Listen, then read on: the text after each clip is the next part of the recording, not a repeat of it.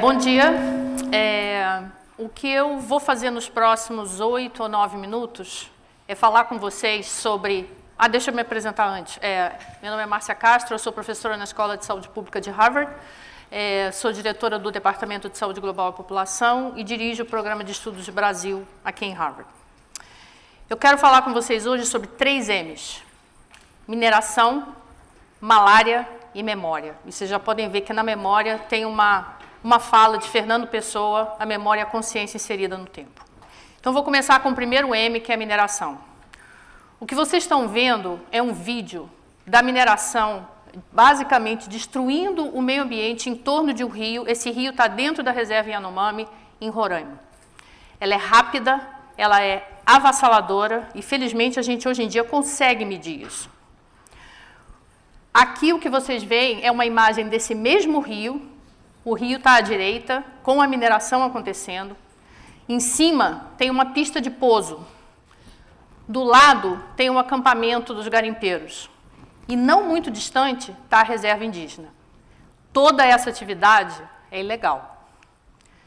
Nesse mapa, cada ponto é uma dessas pistas de pouso que nem a da imagem que vocês estão vendo ali. Se o ponto está escuro, essa pista de pouso está até 5 quilômetros de uma área de garimpo. Todas as áreas azuis e verdes nesse mapa não deveriam ter nenhum ponto dentro delas, porque elas são áreas de conservação ambiental ou áreas indígenas.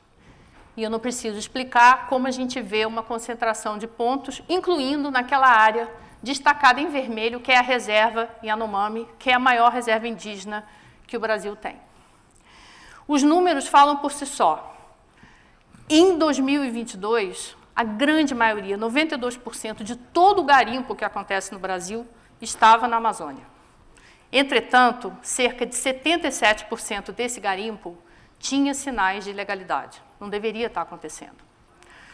O que é mais assustador é que, se a gente pega o período de 1985 a 2022, 40% de toda a área garimpada no Brasil, na Amazônia, aconteceu apenas entre 2018 e 2022.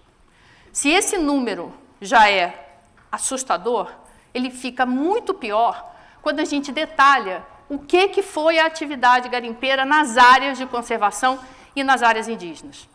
E mais de 62% de toda a atividade de garimpo em áreas indígenas na Amazônia, desde 1985, aconteceu no período de 2018 a 2022. Isso tem impactos ambientais, que eu não preciso descrever, mas também tem impactos nessas comunidades indígenas, tem impacto na vida social, tem impactos humanitários e tem impactos na saúde.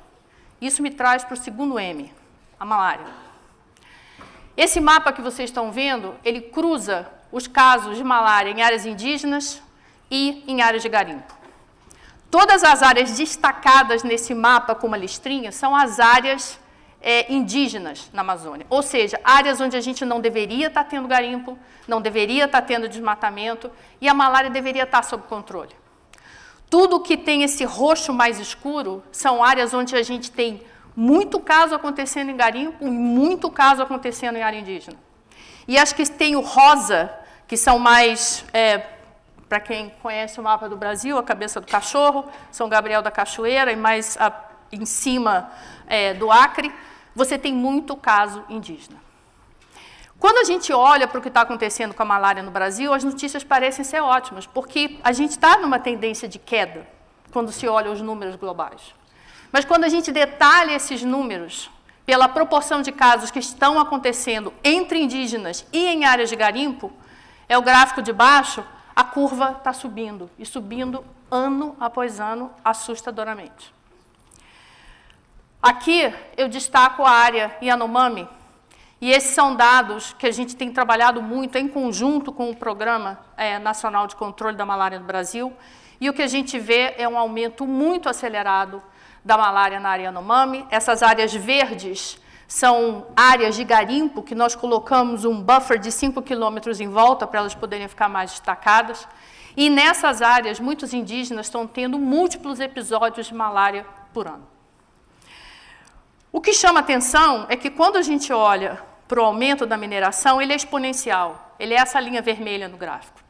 Quando a gente olha os casos dos garimpeiros que vão buscar assistência médica, porque eles não têm atendimento nos polos dentro da área indígena, que esses são os casos exportados, essa área azul também está subindo. Mas os casos locais, ou seja, os casos entre os indígenas, apresentam essa queda recente. Não há nem epidemiologia, nem matemática que explique essa queda. Então, a gente começou a investigar isso mais em detalhe. Aqui a gente vê qual foi a rota desses garimpeiros saindo da área Yanomami para buscar atendimento médico. Basicamente, vão a Boa Vista. Mas o que chama mais atenção é o gráfico de baixo, em que a gente vê quanto tempo eles levaram, desde que começaram a ter o primeiro sintoma, até buscar esse atendimento médico. Por que isso é importante? No momento que você começa a ter sintoma, você está pronto para o mosquito te picar e levar o parasita. Ou seja, você é digamos assim, um pool de parasitas circulando naquela área. Eles estão levando de 3 a 4 dias, em média, às vezes mais. Qual é o problema? Isso deveria acontecer em menos de 2 dias. Então, novamente, a matemática não fecha. Você tem esse pool de parasitas circulante na área, obviamente, né, dando um incentivo para a transmissão, mas os casos locais estão caindo. A gente investigou mais uma coisa. Quando a gente tenta modelar qual é a contribuição de cada aumento percentual da mineração para os casos de malária, e a gente considera um período todo, de 2010 a 2022, ou seja, incluindo esse período dessa queda inexplicada, é cerca de 8,5% de aumento nos casos de malária para cada aumento de 1% na área de mineração. Quando a gente tira o ano de 19 em diante, esse percentual é quase 9%. Novamente, a matemática não fecha. Então, a gente fez 2 perguntas. Quantos casos de malária teriam sido evitados se o nível de mineração só na área Yanomami, novamente, isso é só na área Yanomami, tivesse se mantido aos níveis antes de 2019? São quase 22 mil casos. A segunda pergunta foi: qual é o nível de subregistro que a gente teve só em 21 e 22 por causa daquela matemática que não fechava? E são cerca de 26 mil casos que não foram reportados, mas que aconteceram. Só em 2022, esse número é quase 5 vezes maior do que foi oficialmente reportado. E quando a gente olha exatamente para esse período, os 2 últimos anos, se a gente faz a mesma modelagem, para cada 1% de aumento da mineração, são 40% a mais de casos de malária na área Yanomami. Toda essa discussão me traz para o terceiro M, a memória.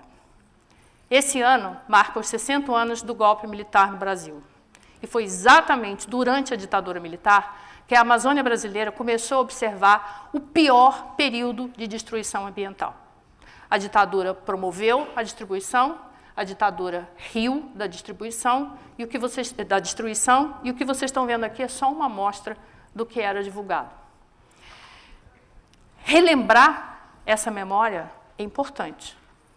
É importante para aprender, para ensinar e, acima de tudo, para não se repetir o mesmo erro. Obrigada.